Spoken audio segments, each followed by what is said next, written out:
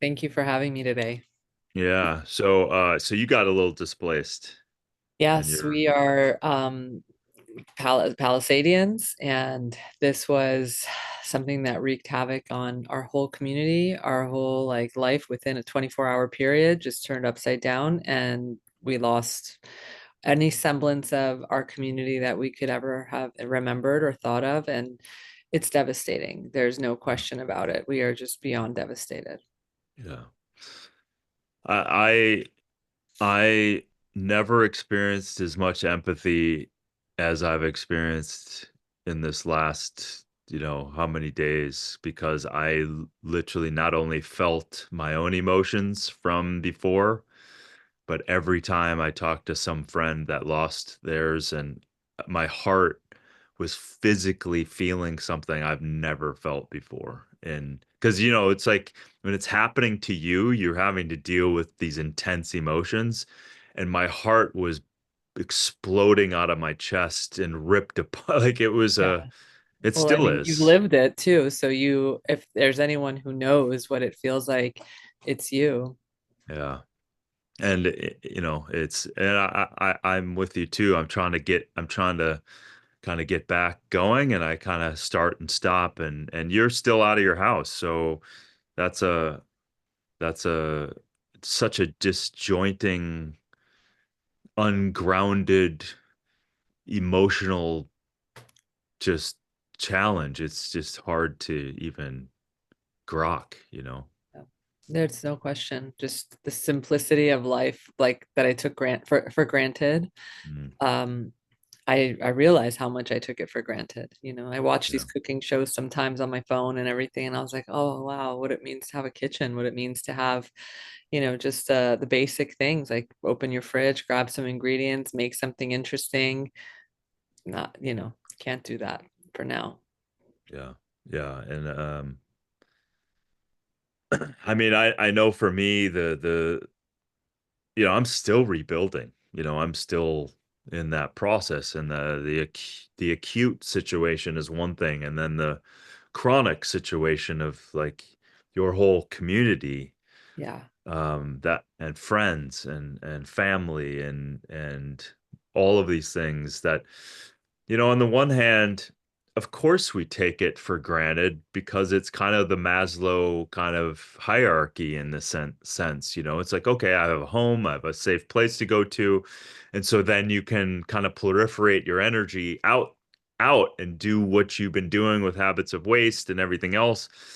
But when that fabric of foundation is kind of pulled away, it's stress, cortisol, adrenaline, and then that wears off, and it's a tricky thing. And thank you for jumping on. And Yeah. I don't want to be, Debbie Downer to everyone listening, but I think, I've been thinking a lot about, resilience, and resilience is in a lot of different ways, and not only for us as individuals, but also for community. And, you know, I have never looked at my property the same. I've never looked at my life the same after I've went through that other fire. And it's also built a new foundation.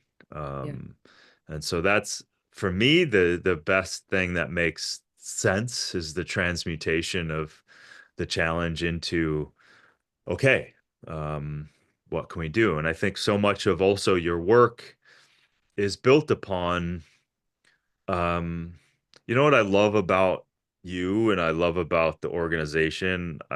I love the fact that it kind of cuts through, even though, of course, you can start talking and meandering about policy and everything else, but there's so much that we can do. Yeah. And I don't know of another organization like yours that has been so good at forward thinking, questioning the way something is, to go, it doesn't have to be this way. And when we make a different choice that has such a ripple effect, um, And I love that about you because it's such a grounded thing. And I think that for me, I don't even like, for me, I don't even like to get into the political side of things Yeah. because I think it's so dis almost, again, for me, it's very distracting. Like, I don't know about you, but being through what I've gone through, I know where I'm going. It doesn't matter if someone's in an office or they're not in an office. I still am informed with what what is required and what is needed and everything else. And so anyway, it's I think the just to button that whole thing up, the resiliency and the proactivity that we all can take because life will give us something that we didn't plan on. It will create a challenge. We will get hit with stuff. And the actions that we're taking today is the resiliency muscle for tomorrow that's unpredictable, Yeah. you I know? agree. And if there's any message to people that are not experiencing what you're experiencing now and what I experienced, and also experienced because I had to leave too recently and like going, okay, I'm looking at the property going, I hope you're here. Yeah. Um, Again, it's I think the foundation, I just go right back to the thing. Okay, what do I need to do? Meditate, clear the debris and get clear on what's the next right action, you Right. know? So, yeah, it's it's full on. But so how, I guess maybe it's too soon, but has this informed you in other ways? It might be too soon. Has this lit kind of started this fire again? And because you're a force of nature yourself, Thank you, you know? Darren. I think right now it's interesting to see like the people outside of our community just sort of starting to begin to move on with their lives. They're starting to post about other things and, carry on with life. And I remember the other fires that we've just experienced over the past few years, Maui, other ones. And I've never been inside of it where it's like, no, life actually isn't going on for us as you'd imagine, for our community, for our friends. Every third person has lost their home pretty much. My kids' elementary school's gone, our supermarkets are gone, our banks, everything. Life hasn't gone on. And I think what woke me up in this experience so far has been like, just because the news stops talking about something that's out there doesn't mean that it's over. This is far from Totally. over. This is a big journey ahead of us. And the fire that comes, from inside me is I don't want this to happen to any other community out there. And what can we Totally. do to prevent that? And I Totally. think, being a climate activist in the Pacific Palisades, I've had several interviews with different, publications and media outlets. And they're trying to understand as a perspective from someone that really works hard to fight climate change, like where is my position on this? And believe it or not, anything I've said so far has become so politicized that I'm just surprised by the reaction. um, More than anything, I think every single piece of what went wrong through this journey has been a learning. Obviously there's been a lot that went wrong. I think that so much more preparedness has to become a priority from cities because the ferocity of nature is at a new level, and it's going to take that much more power, money, strength, infrastructure to be able to handle what's coming. I mean, 100-mile-per-hour Santa Ana winds have never been we've never seen speeds like that, so that's going to make the job of these firemen so much harder. But yes, there's like so many pieces of the puzzle that I can see where we should have been able to do better. And also, what can we do to change the trajectory of the planet now as Yeah. individuals, Yeah. um, as legislation, in legislation, corporations, like every part of it, because this is what we've been talking about for years, like an uninhabitable planet essentially. So let's like take a sharp left and change the path we're on, and what's it going to take? Yeah, yeah, 100%. And there's a part of me that became very kind of as the realist of it all. It's like, okay, it happened. The 100-mile-an-hour winds happened. The few firemen that we talked to, if it gets over 30 miles an hour, there's nothing they can do. They're virtually, I mean, they try to get ahead of it and, and prepare certain things, but once it gets going like that, there's kind of nothing they can do. And then the human flaw of this thing is tricky as well, because we're always doing the same thing and expecting it also a different result. Like the for example, how do we build? What do we build with? All of those things have ripple effects, not only on are they toxic on their own as a glue or a paint or a whatever infrastructure, does it make sense to put up wood structures in literally a fire zone? There's a lot of practical things, and there's no way that you can you can understand that there. If you were to say those houses on Carbon Beach would burn to the ground, you'd be like, how? Like, it's like you can't fathom that stuff. So uh unfortunately, the roadblocks are the the bureaucratic kind of old systems that you're running full on into and face planning. I've been doing that for 8 years. Right. Like, they don't talk to each other, and yet we're beholden to following systems that are, number one, not good. like I did 7 assessments independently to go, where's the best place to put my house from an environmental perspective, from a defense perspective, Mhm. from a geology perspective, from an archaeology all of this stuff.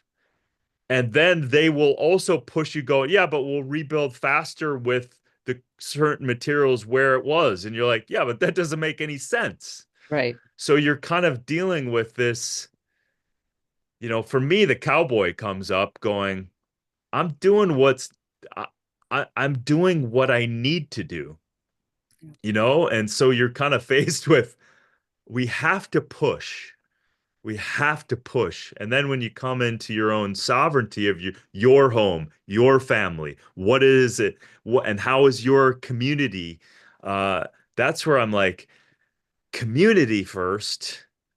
And can the government support us around? And those are the weird questions. Those are the Yeah. things that, um, yeah, it's,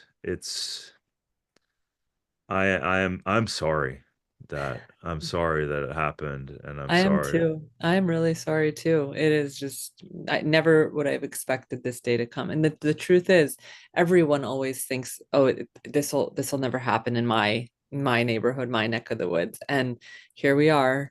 And it's like, if this could happen in Los Angeles, like one of the biggest, strongest cities, I fear for, other parts of the world. So I think it's very important right now for us to really learn and do better on all Yeah, fronts. yeah. I mean, yeah, there's a lot. There's a There's lot a lot. there. Yeah. I have so many like rational, common sense points of view of how to build and power systems and microgrids and Yeah. get rid of the human flaw of it all, and don't give the human flaw of it all gives way to the opportunity for this expression of Mother Earth to not to to either continue to do it or to at least give a better chance. Yeah. And for me, I had a full-on lawsuit because of Woolsey wiped out 96,000 acres, and it was because of a derelict power pole, Yeah. right? And of course, conditions like you said become challenging. So but I do want to say, and I'm going to get to you off after the air. We have a company that stepped up that has it's a neuroscience company that give everyone affected by the fire. It's a it's an FDA approved medical device that you just listen to music and it's Okay. helping your brain through trauma, PTSD, stress, anxiety, all of those things. And that company, I reached out to them. They give everyone in the LA fire affected free year subscription, Oh, and that's cool. it can help with the emotional I'll take stress. anything. Anything. Yeah, yeah, Give it to yeah, me. yeah. That's great. Yeah. So I mean, it's like we gotta, I had my first and then we can move on. But I had my first panic attack ever in my life after this whole thing when I just went into action. I bought a tractor and I started, shoveling my own house Right. because I couldn't get the proper people down to this area. And I remember at 6 in the morning, full of soot, uh, I all of a sudden I was like, what's happening? And I could feel my breath in my chest, and I was like, holy shit, I'm literally, I remember I'm like, I'm having a fucking panic attack. Oh my God. And so, oh fuck, It's it's really scary. No, that yeah, and that's like emotional right there, what you were doing too. It was like not just the physicality of it all and the soot and all that, but like watching your with the tractor through your home and what's the remains of it. Like that's just such a sad moment. I can imagine. it's a and to your point, I want to say it's very real that when it happens, that death, and then you see life carry on, and you're like, what, whoa, whoa, whoa. It's almost like, wait a minute. Uh, I'm not ready for life to carry Yeah, on because we're still in slow-mo mode over for here sure. going, what the hell's happening? What am I gonna do? Where am I gonna go? And whew, that's a wrestle. So so it's almost like, are you starting to try to get to work and are you doing some Yeah, stuff? today is my first day at work, like in office with my team. And it's interesting because normally when something like this happens, like I remember the Maui fires happened, and I have my first organization was basically based on collecting crayons that kids would have left behind in a restaurant and then gathering those and donating them to underserved schools, along with art education resources that are now applied towards a social emotional learning, so really calming kids down. We used them through COVID and everything. So the minute like the Maui fires were like, okay, we're sending, thousands of crayons, art education resources that will help with the anxiety that these kids are facing. And like, it was like, just go. Now suddenly like this organization, both my organizations, Habits of Waste as well, was born in the Palisades. Like this is we're like almost like a deer in headlights. Like, which way do we turn? What do we do? Who do we help first? We need to kind of help ourselves also. So Right. we needed a minute to figure that out. But just today we're like back in action, trying to find the best way forward for us to serve the community and provide whatever resources we can. But really, like, crayon collection is simple because we just get those crayons, donate them, and we've since inception donated about 24 million crayons. So it's a lot that we've salvaged from these restaurants. Unfortunately, our restaurant partners have also within the Palisades are no longer. So that's something on its own. But through Habits of Waste, we're trying right now to find again like the power within our voices to speak up and speak out. And of course, we have a new administration that just took us out of the Paris Agreement. So we have like 10 times more work to do, and realizing that people feel hopeless sometimes, and it shouldn't be that you just throw your hands up in the air. In fact, this is when we really have to come together and realize that our voice, a collective voice, can be extremely powerful and loud and logical. Like, I think sometimes working towards environmental goals, all people are already like, you know just resistant, just the idea of it, the thought of it. but what if there were new systems and new ways to proceed that, still could benefit on all fronts when it comes to the economy and comes to all these other things. And it doesn't have to be that you're sacrificing one thing to help the planet. It can be everything in one. And Sure. I think innovation and coming up with, again, newer, better systems and ways, like you were saying earlier, is what I'm after. So Yeah. that's kind of where I'm at this current minute, actually, just deciding on what avenues we can blaze forward and support, support that this never happens again. Which, Yeah. as you know, in California, it's hard to say that, but um, anyhow. Yeah, we choose to live here, so it's almost like the true medicine is to realize that I took the position that no one's coming. No one's coming to my house out here. I chose to live in the woods. I chose to be. Yeah, So if that's the case, how do you defend yourself? How do you build appropriately? How do you and I think we need to ask that much better of our entire building. Largely, you can make the argument that building itself is over 100 years old, that you're still putting up sticks that are you can argue some there's could be regenerative tree farming, uh, potentially mostly not. They're soaked in formaldehyde.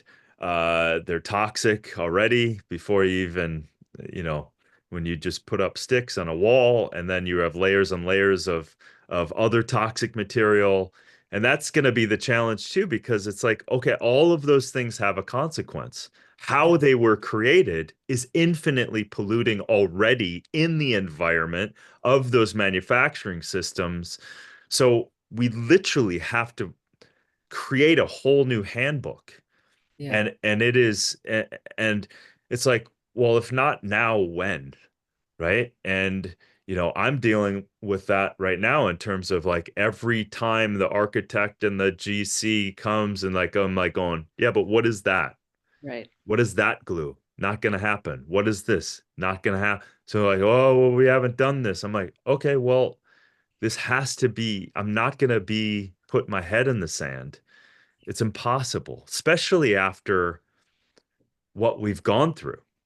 It's like not a chance. So, and I think that with your community and other communities that have gone through this, if we get enough of those people to reinvent these systems, then we have a chance and proliferate that along because, again, if we keep doing the same thing, you put vulnerable structures up in a vulnerable way with power lines overhead Yeah, through a ecological system that is prone to fire, et cetera, et cetera, et cetera.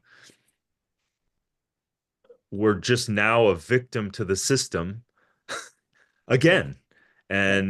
and that's not a life that I want to live into. So we have to push back. We have to push back. We have to like I'm making choices like okay, if they find me, they find me, but I'm doing it because it needs to be done.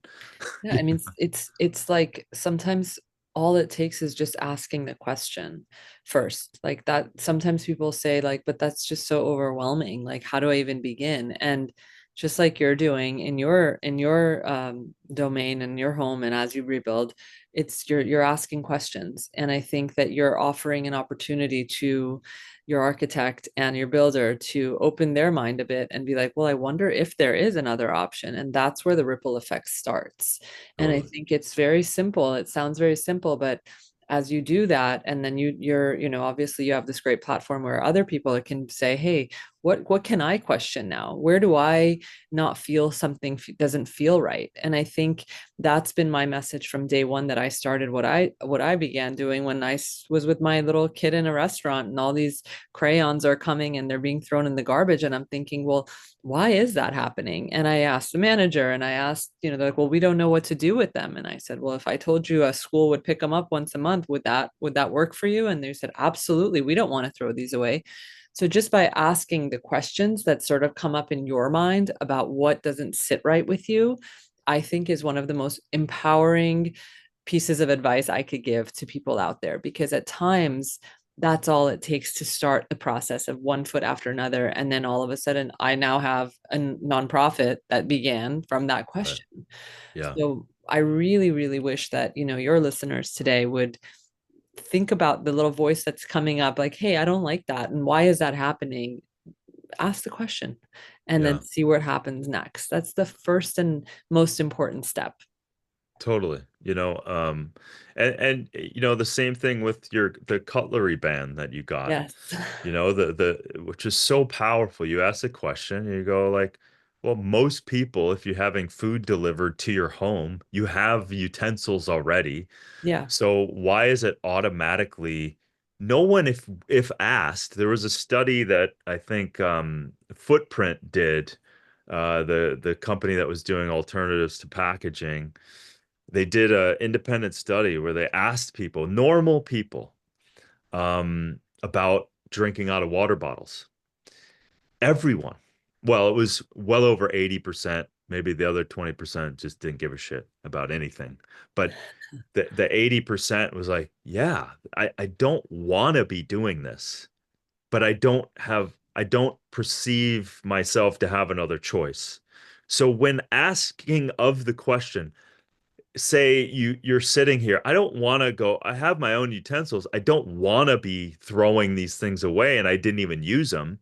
Yeah. So we have this, I mean, I would say your whole organization is just common sense alternative solutions to things that we don't need to be doing.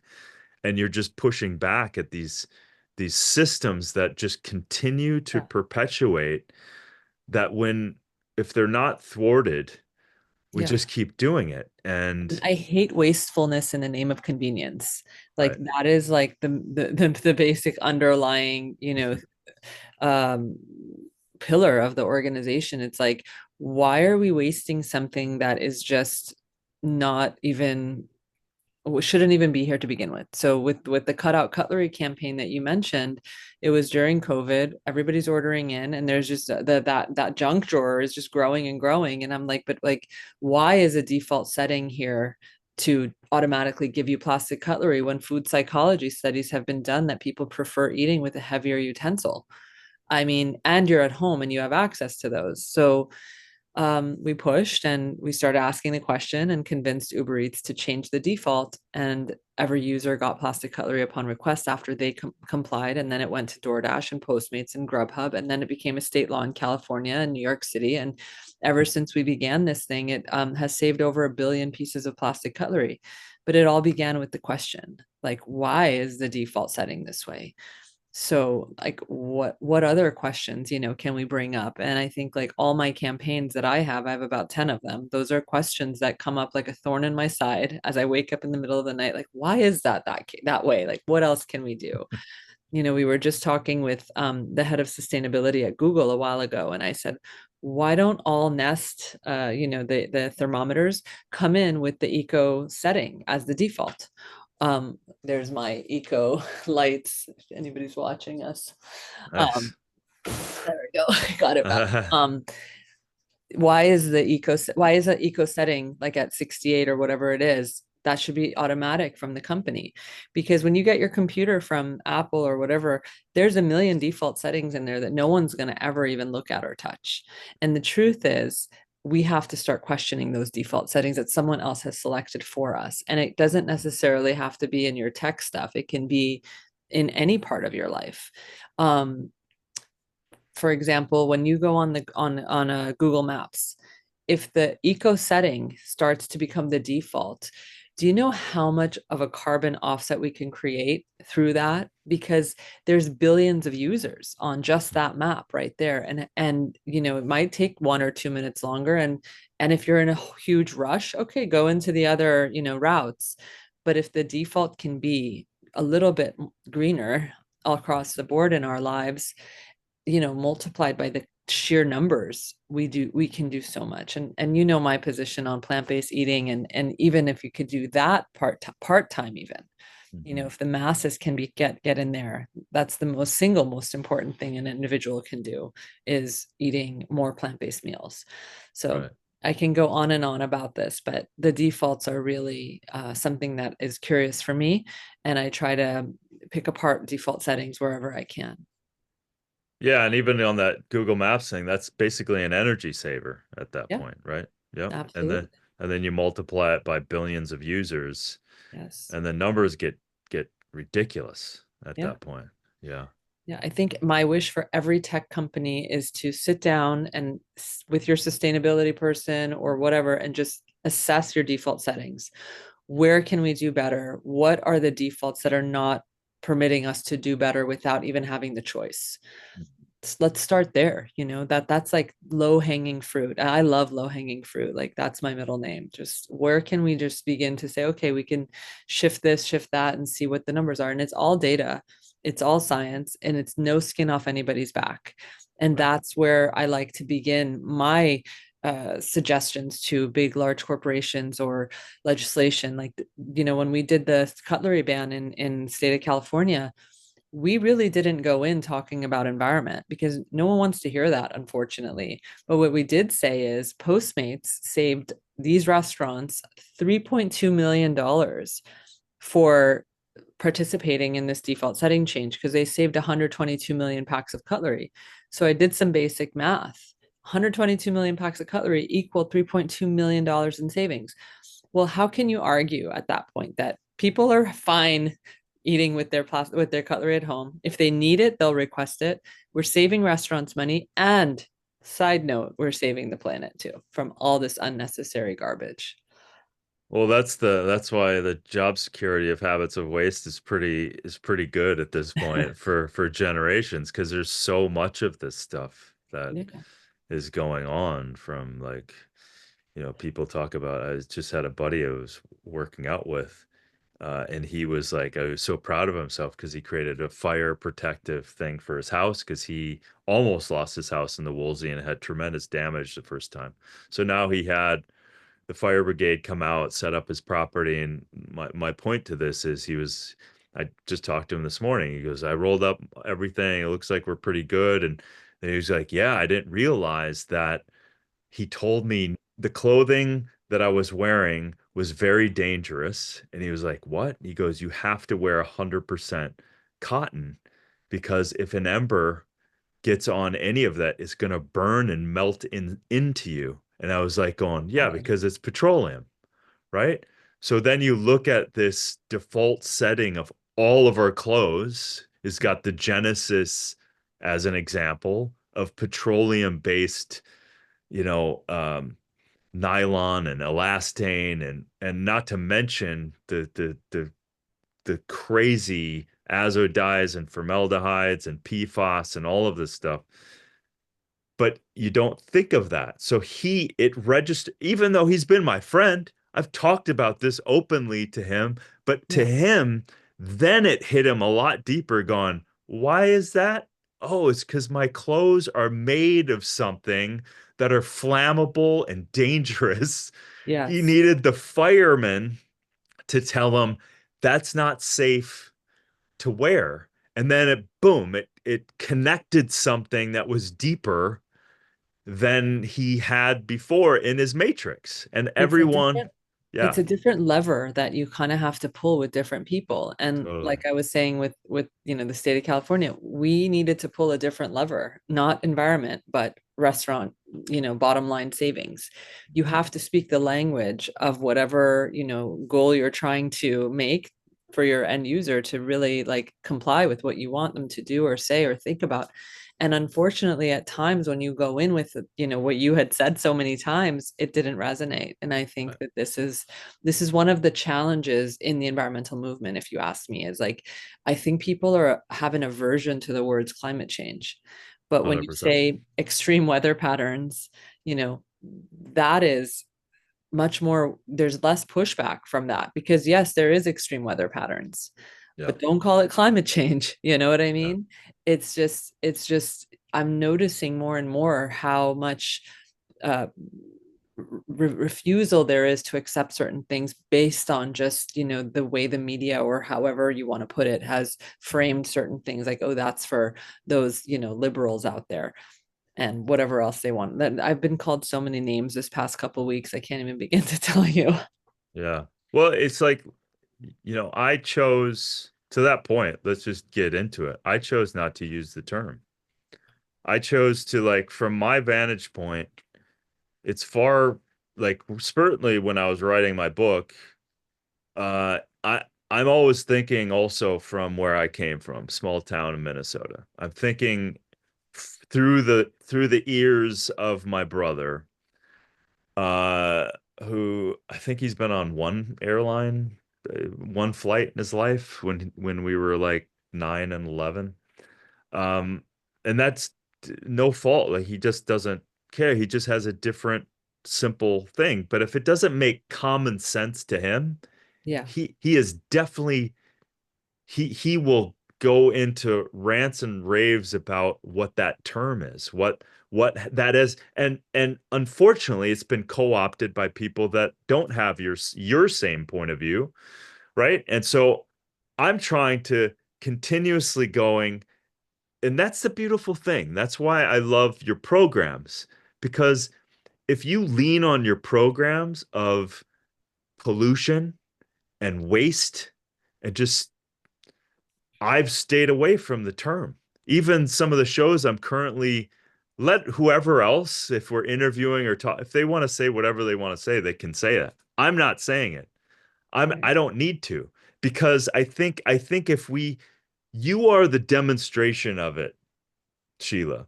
Your organization is the demonstration of it. Like everyone can get behind, I don't need this extra plastic fork. That makes sense to me. I've got a better fork at home. My Yes, brother, exactly. my brother understands that. He goes, "Oh, that makes sense. I don't want it." He doesn't have to understand that he's having a great effect, a positive effect. He doesn't need to know that, but the common sense of everything, I think, is what we need to get back to. And I I think, think I think your foundation of what you've been doing is that, yeah. right? So, it's unfortunately too the politicalization of these terms just it just Yes, goes I agree. against us at a certain In point. fact, I think, the name of my book is Imperfect Environmentalist because I feel that that's what I am. Like, I wouldn't even call myself a perfect environmentalist by any stretch of the word. And I think I own that. And I'm hoping that by sharing my story of being imperfect, and leading the charge on a lot of, environmental campaigns, people can see that, oh, okay, even if I'm not in that world, I can participate and Yeah. I can do my part to do a little bit better and try in my little, patch of land. How can I change a few things here and there and try maybe like in LA, for example, now we can compost without having to deal with the soil and the worms and all of that. And having a big compost back there, they'll do it for you. Like maybe I can try to separate my, food scraps in a compost bin. Is that really like I can't get certain family members to do that yet, but there's little things that are available to us now that we can do things a little easier and a little bit more imperfectly. And Mhm. I think that's another part of this is like there's this all or nothing mindset out there that you either have to do everything or nothing at all. And that's part of my challenge too, is to try to impart on people that you actually don't have to do as much as you think. Because if there's a little bit of action taken by, again, billions of us, we can make massive dents in again the trajectory of the planet. Mm. Yeah, and we go back to like, let's call single-use plastic in our water bottles, our food. So you go back to, yeah, is it horrible in how it's created? Is it horrible where it ends up? Yes.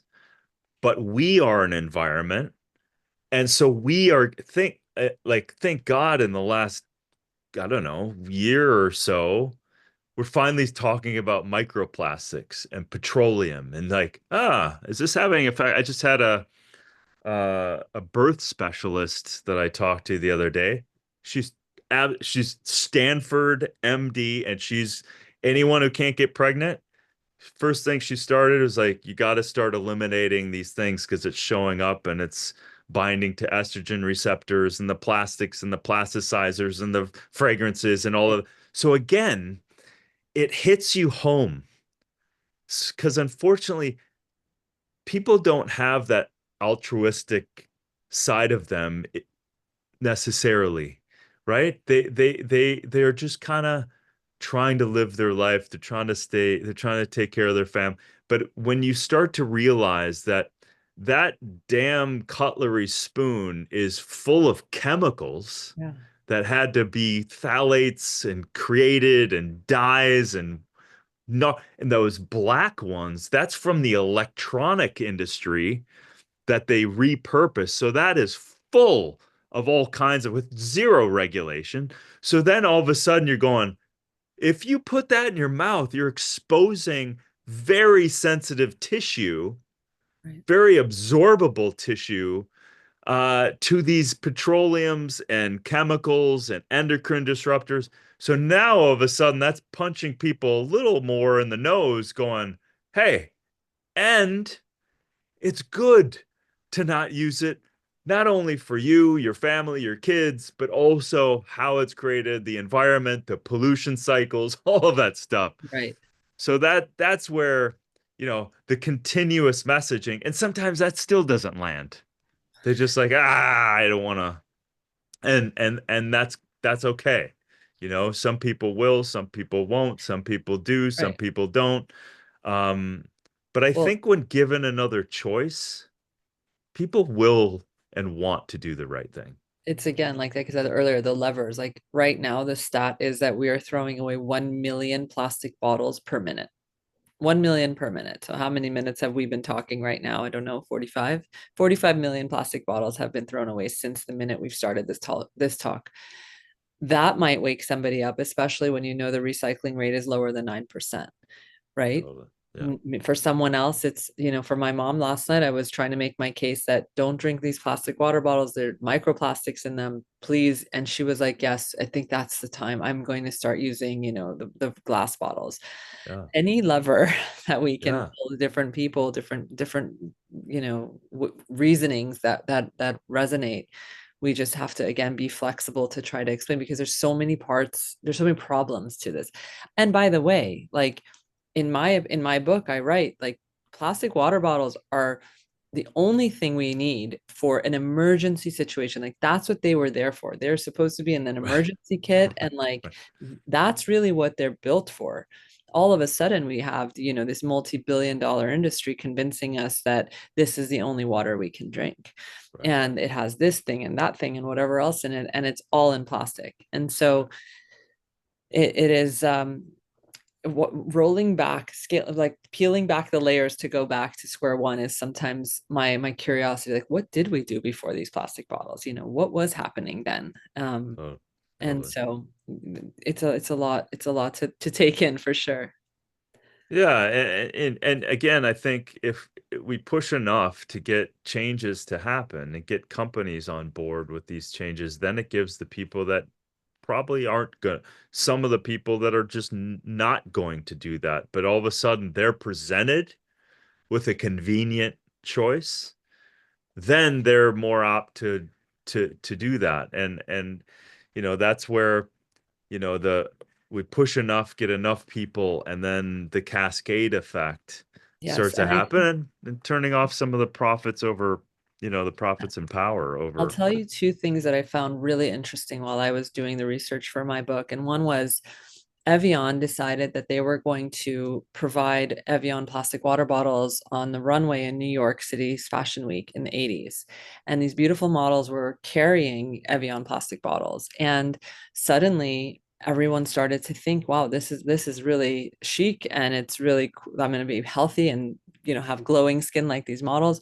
And that began the marketing avenue towards these incredible beautiful people are drinking this, so I must as well. And some people laugh. They're like, what, they want us to pay for water? Like it was such a foreign thing. They would open the tap before and just drink water.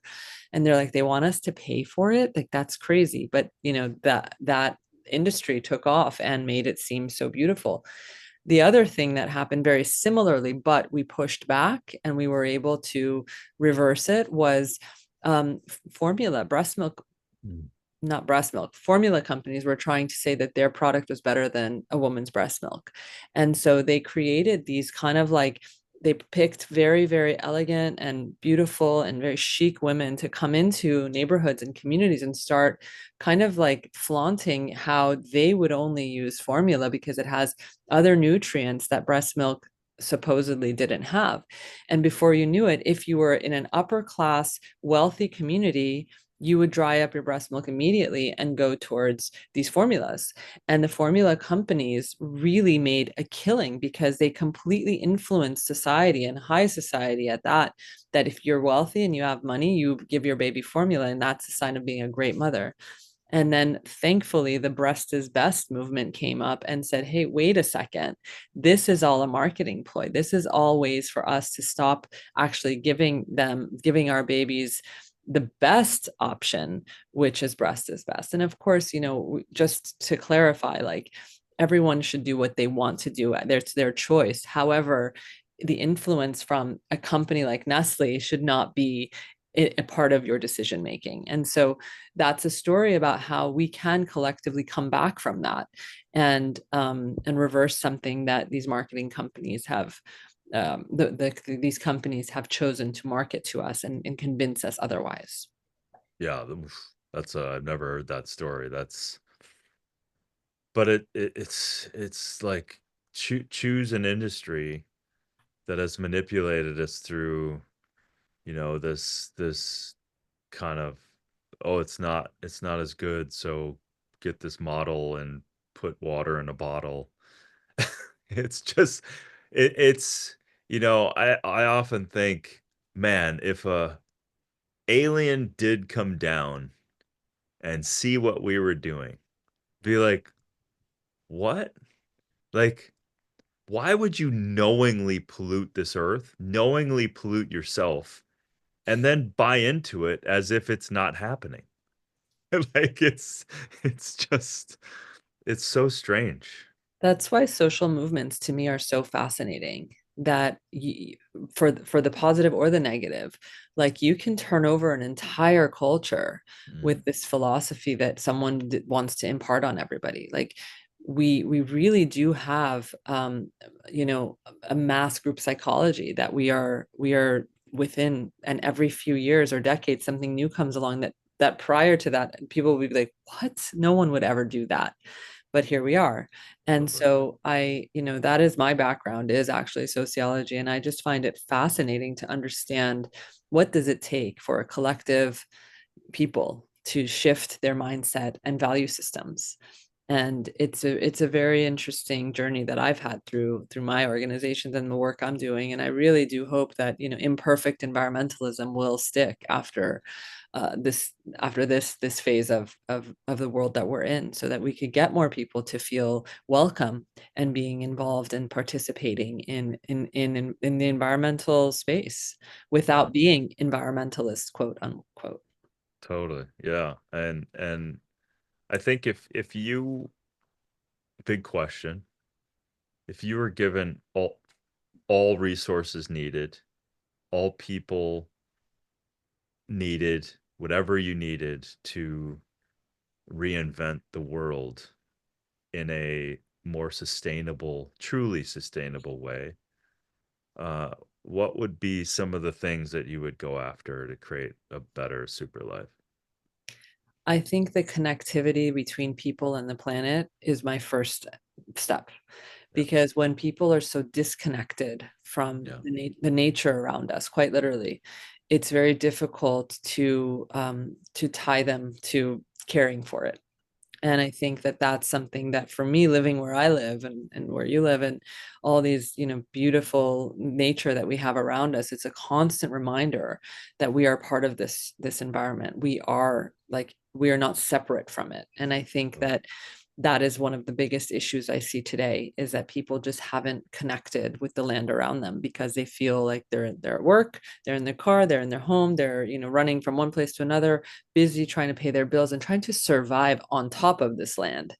rather than within it and be, be a part of it. And I think that that would be the first place I would really try to figure out ways in which that it becomes the deeper thread among people and the land around us. I love that. I love that. And I think nothing is more alarming than seeing a beautiful, unbelievable part of this earth that is breathtaking, and then the juxtaposed, the alarming pollution that's in the river next to Yes. it, or in the picture next to you, or in that's disruptive. It's so disruptive.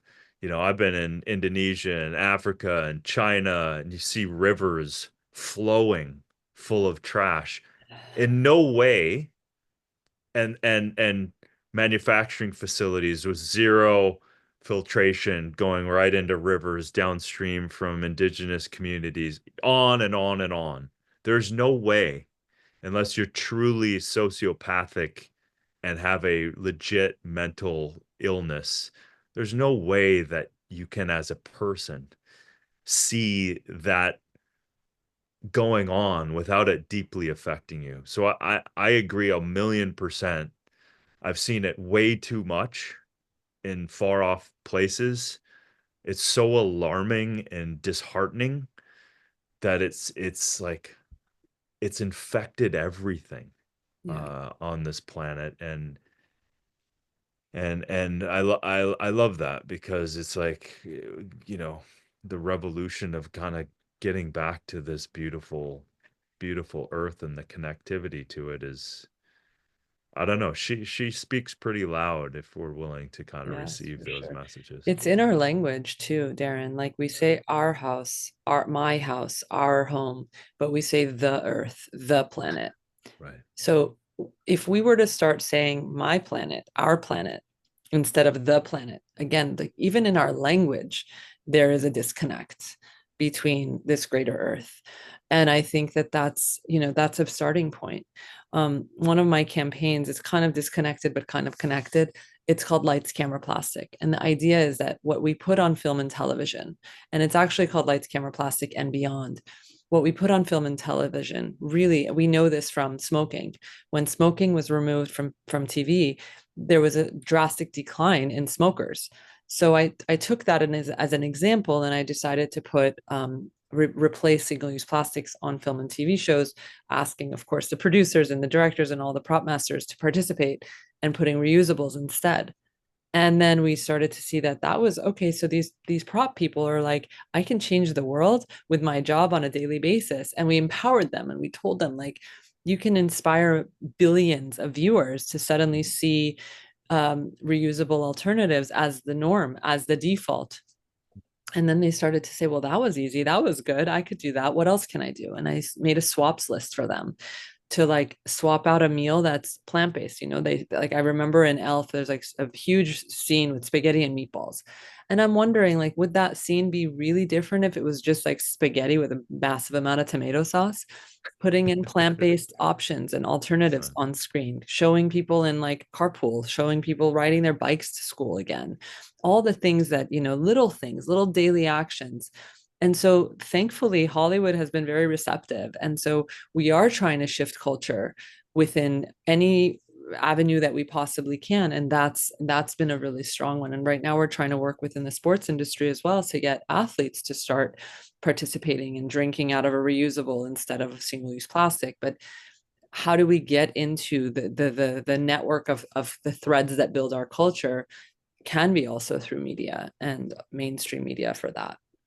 I love that, because again, whether they're a celebrity or not, they're not thinking about this, but but when another choice is there, they become aware, like, oh, I don't have to promote this in an Yes. indirect way. This isn't going to change the art. This is going to present another picture and idea to, and is better integrated. And so that those shifts, it's amazing, right? Because we all get kind of immune to seeing everything because Yes. we see it all the time. And so when you disrupt that, I see it all the time when people come up to me and go, "Oh my God, I didn't think about my dental floss. I didn't think about this. I didn't think about my toothpaste tubes. I didn't like," and you're like, and once that light's on, they can't not think about that.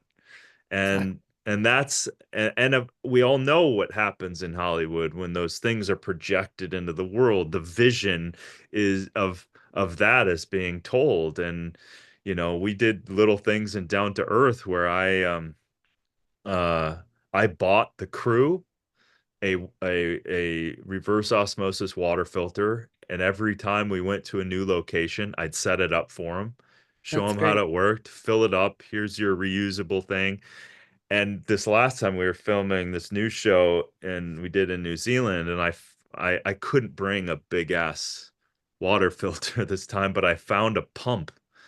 And so I'd go into my hotel room, I'd pump my water, filter all the water. Of course, I always travel with I always travel and it never breaks, a glass water bottle. And takes me 7 minutes to create 2 liters of water. Boom. And it's Wow. so and that's the thing. If people can take away these messages, it's so empowering. I would argue you actually gain energy back. You get something from that.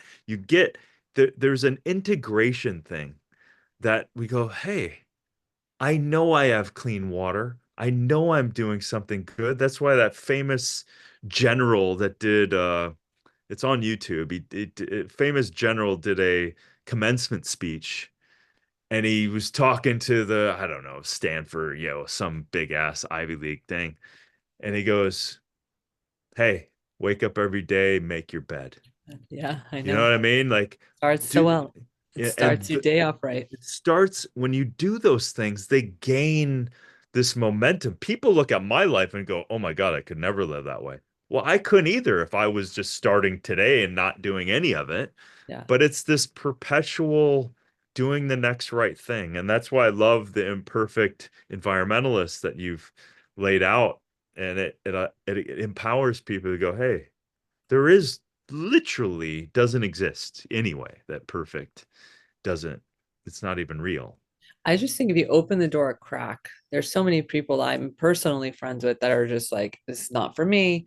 But if we could just get them to open the door a crack, suddenly they're like, oh, I did that. And I feel really good about it. And then maybe what else can I try today? And I did Totally. that too. And I often say, like, you can't shove a whole hamburger in your mouth at once. You need to take bites. And where you're living now, how you're living now is maybe like, very far along, but a Mhm. person can start by just, one bite at a time, slowly but surely. And then before you know it, you start to feel good. And some of the decisions may work for you and some may not. But if you don't try, you'll never know.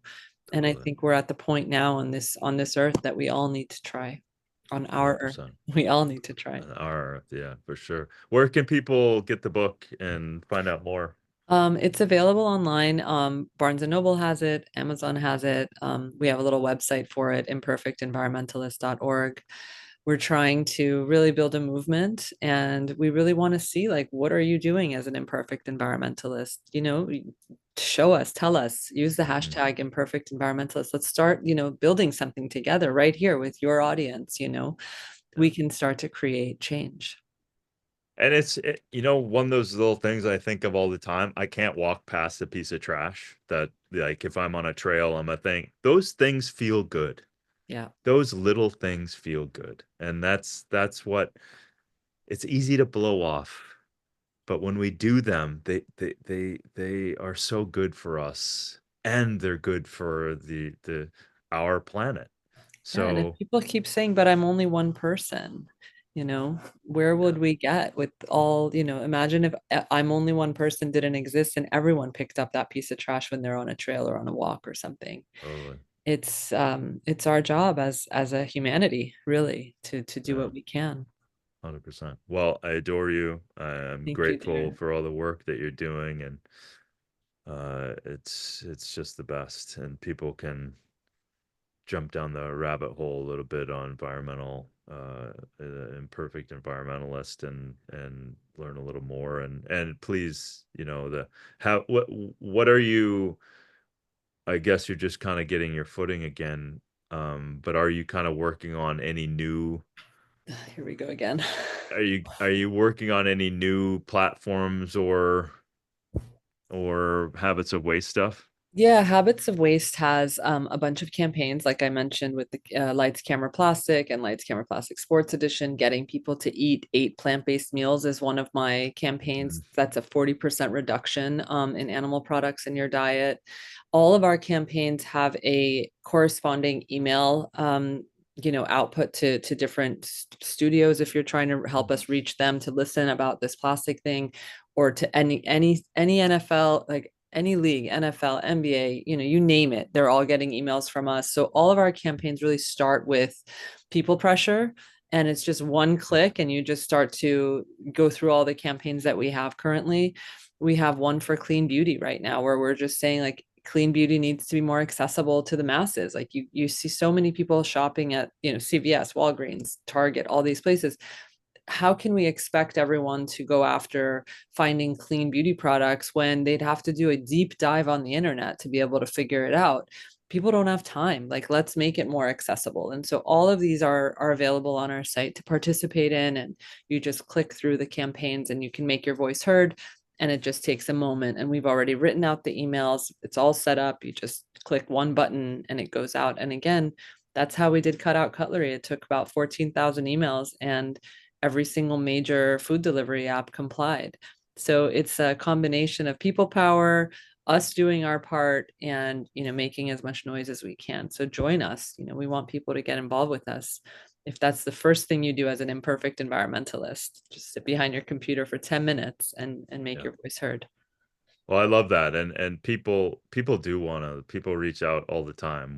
What can I do? Where can I go? Especially, obviously, recently with the LA fires and everything else, but, people wanna do it, and it feels good to do it. So thanks for creating those powerful resources. Thanks for jumping on as your first day back to work, and I Yeah. know it's intense and maybe in a good way, a little distracting from the intensity. Um, and I'll make sure to give you some of the resources for some of the stuff that we have in resiliency to help you too. So thank you. Thank you, Darren. Grateful. This was great. I enjoyed talking to you so much.